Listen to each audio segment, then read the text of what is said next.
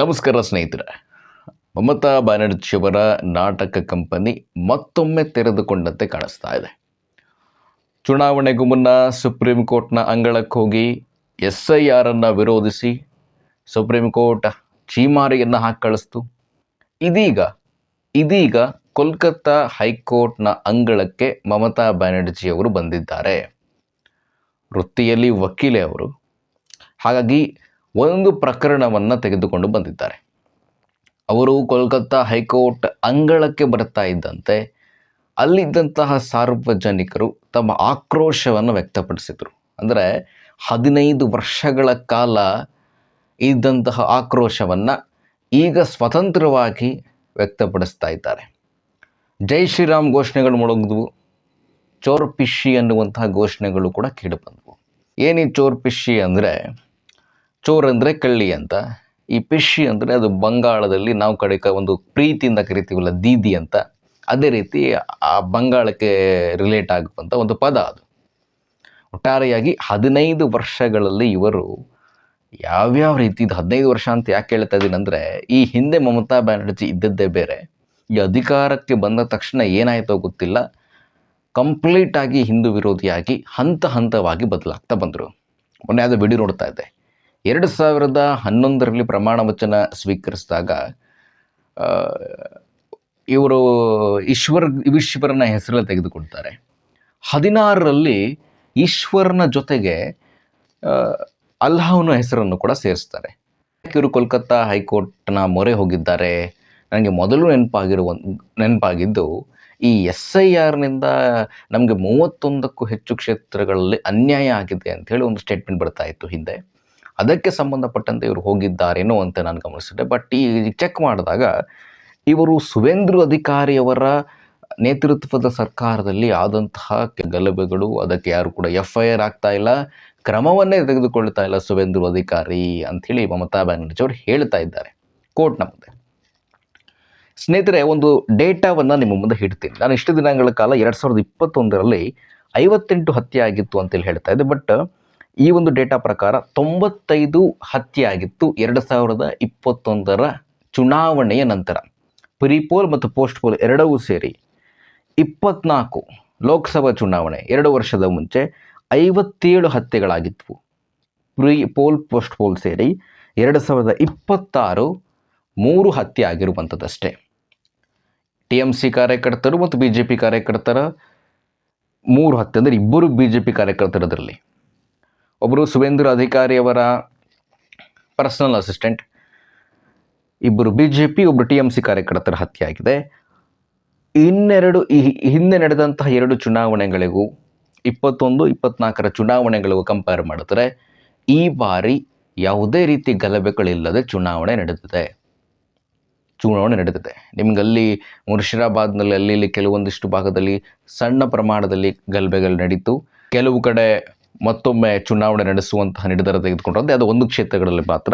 ಒಟ್ಟಾರೆಯಾಗಿ ಈ ಬಾರಿ ಚುನಾವಣೆ ಯಾವುದೇ ರೀತಿಯಾದಂತಹ ದೊಡ್ಡ ಗಲಭೆಯಲ್ಲಿ ಆಗಲಿಲ್ಲ. ಯಾಕಂದರೆ CRPF ಯೋಧರಿದ್ದರು, ಕೇಂದ್ರ ಸರ್ಕಾರ ಹದ್ದಿನ ಕಣ್ಣನ್ನು ಇಟ್ಟಿತ್ತು. ಈ ಬಾರಿ ವಿಶೇಷ ಕಾಳಜಿಯನ್ನು ಅಮಿತ್ ಶಾ ತೆಗೆದುಕೊಂಡಿದ್ರು. ನಾನು ಹೇಳಿದ್ದು BJPಯ ಮೊದಲ ಗೆಲುವು ಜನ ಬಂದು ವೋಟ್ ಮಾಡೋದೆ. 93-94% ವೋಟಿಂಗ್ ಆಗಿತ್ತಲ್ಲ, ಇದೇ ಕಾರಣಕ್ಕೆ.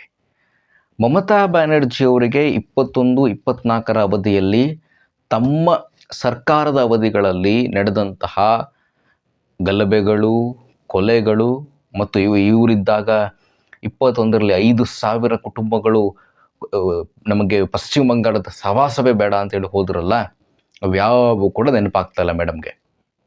ಅವ್ರಿಗೆ ನೆನಪಾಗ್ತಾ ಇರುವಂಥದ್ದು BJP ಅಧಿಕಾರಕ್ಕೆ ಬಂದಿದೆ, ಆಗೇನೇನು ನಡೀತಾ ಇದೆ ಅಂತ ಪ್ರಶ್ನೆ ಮಾಡೋದು ಅವರ ಕರ್ತವ್ಯ, ಮಾಡಲಿ. ಇವ್ರ ಹಿಂದೆ ಏನಾಗಿತ್ತು ಅನ್ನೋದು ನಮ್ಮ ಪ್ರಶ್ನೆ. ಇವ್ರು ಯಾವ್ಯಾವ ಕ್ರಮವನ್ನು ತೆಗೆದುಕೊಂಡಿದ್ರು? ಮಮತಾ ಬ್ಯಾನರ್ಜಿ ಸರ್ಕಾರ ನಿಲುವೇನಾಗಿತ್ತು? ತಮ್ಮ ಸರ್ಕಾರದ ವಿರುದ್ಧ ತಾವೇ ಹೋರಾಟವನ್ನು ಮಾಡ್ತಿರಲ್ಲ, ಒಂದು ವಿಚಿತ್ರವಾದ ಘಟನೆಗೆ ಸಾಕ್ಷಿಯಾದಿರಲ್ಲ. ಈಗ ಬಂದು ಸುವೇಂದ್ರ ಅಧಿಕಾರಿಯವರ ಸರ್ಕಾರದಲ್ಲಿ ಈ ರೀತಿಯಾಗಿ ಕೊಲೆ ಆಗ್ತಾ ಇದೆ ಅಂಥೇಳಿ ಆರೋಪ ಮಾಡೋದಲ್ಲ. ನೀವು ಹಿಂದೆ ಏನು ಮಾಡಿದ್ದೀರೋ ಅದು ನೋಡ್ಕೊಬೇಕಾಗತ್ತೆ ಸ್ವಲ್ಪ ಮಮತಾ ಬ್ಯಾನರ್ಜಿ ಅವರು. ಏನು ಸುವೇಂದ್ರ ಅಧಿಕಾರಿ ಸರ್ಕಾರ ಸುಮ್ಮನೆ ಕುಂತಿದೆಯಾ? ಒಂದು ರಿಪೋರ್ಟ್ನ ಪ್ರಕಾರ 400 FIRಗಳಾಗಿದೆ. 400 FIRಗಳಾಗಿದೆ ಈ ವಿಚಾರಕ್ಕೆ ಸಂಬಂಧಪಟ್ಟದ್ದು ಎಲ್ಲ ಕಡೆ. ಸುಮ್ಮನೆ ಕುಂತಿಲ್ಲ ಸುಬೇಂದ್ರ ಅಧಿಕಾರಿ ಅವರ ಸರ್ಕಾರ.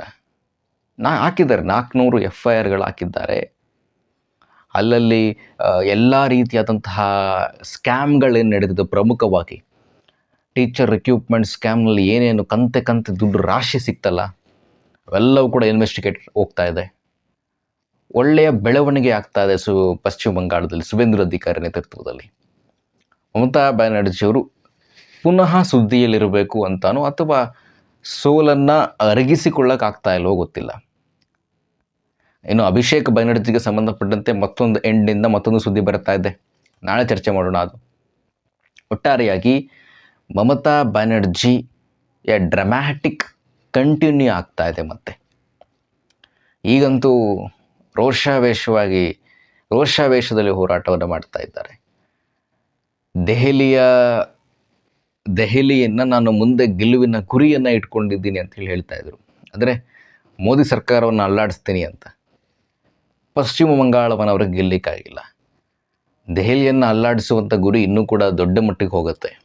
ರೋಷಾವೇಶ ಇನ್ನೂ ಕೂಡ ಹೆಚ್ಚಾಗುತ್ತೆ. ಯಾಕೆ ಬಂಗಾಳವನ್ನು ನನ್ನ ಒಂದು ಭದ್ರಕೋಟೆ ಆಗಿದ್ದಂಥ ರಾಜ್ಯವನ್ನು, ಅದು ನಾನು ಸ್ಪರ್ಧೆ ಮಾಡ್ತಿದ್ದ, she is not an MLA. ಈಗ ಅವ್ರ ಶಾಸಕಿನೇ ಅಲ್ಲ ಮಮತಾ ಬ್ಯಾನರ್ಜಿ. ಈಗ ನಂದಿಗ್ರಾಮ ಸೋತರು, ಭವಾನಿಪುರ ಹೋಯ್ತು 15,000 ಮಾರ್ಜಿನಿಂದ ಗೆದ್ಕೊಂಡ್ರು ಸುವೇಂದ್ರ ಅಧಿಕಾರಿ. ಅವ್ರ MLAನೇ ಅಲ್ಲ ಈಗ. ಹಾಗಾಗಿ ಮಮತಾ ಬ್ಯಾನರ್ಜಿ ಅವರು ದೊಡ್ಡ ಯುದ್ಧ ಸಾರ್ತಾರ ಕೇಂದ್ರ ಸರ್ಕಾರದ ಮೇಲೆ, ಅಂದರೆ 29ರ ಚುನಾವಣೆಗೆ ಅನ್ನೋದು ನೋಡಬೇಕಾಗಿದೆ. ಬಟ್ ಯುನೈಟ್ ಆಗುವಂತಹ ಲಕ್ಷಣಗಳು ಯಾವುದು ಕಾಣಿಸ್ತಾ ಇಲ್ಲ ಮೋದಿ ಸರ್ಕಾರದ ವಿರುದ್ಧ.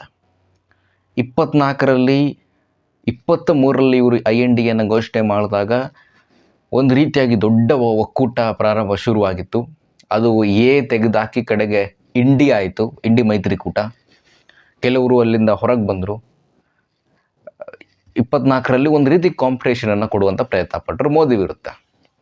ಆ ಕಾಂಪಿಟೇಷನ್ ಎಲ್ಲಾಯಿತು, ಮಹಾರಾಷ್ಟ್ರ, ಉತ್ತರ ಪ್ರದೇಶಗಳಲ್ಲಿ ಸಂಖ್ಯೆಗಳು ಕಡಿಮೆ ಆದವು BJPದು. ಈ 29ರಲ್ಲಿ ಆ ರೀತಿ ಸಂಘಟನೆ ಆಗತ್ತಾ ಮತ್ತೊಮ್ಮೆ ಮಮತಾ ಬ್ಯಾನರ್ಜಿಯವರ ನೇತೃತ್ವದಲ್ಲಿ? ನೋಡೋಣ ಸದ್ಯಕ್ಕೆ ಏನಾಗುತ್ತೆ ಅಂತ. ನಡೆದಂತಹ ಗಲಭೆಗಳಿಗೆ ಸಂಬಂಧಪಟ್ಟಂತೆ ಮಮತಾ ಬ್ಯಾನರ್ಜಿ ಅವರು ಕೋರ್ಟ್ನ ಮೊರೆ ಹೋಗಿದ್ದಾರೆ. ಕೋರ್ಟ್ ಏನು ಆಗುತ್ತೆ, ಕೋರ್ಟ್ನಲ್ಲಿ ಏನಾಗುತ್ತೆ ಅನ್ನೋದನ್ನು ಕಾದು ನೋಡಬೇಕಾಗಿದೆ. ನಮಸ್ಕಾರ.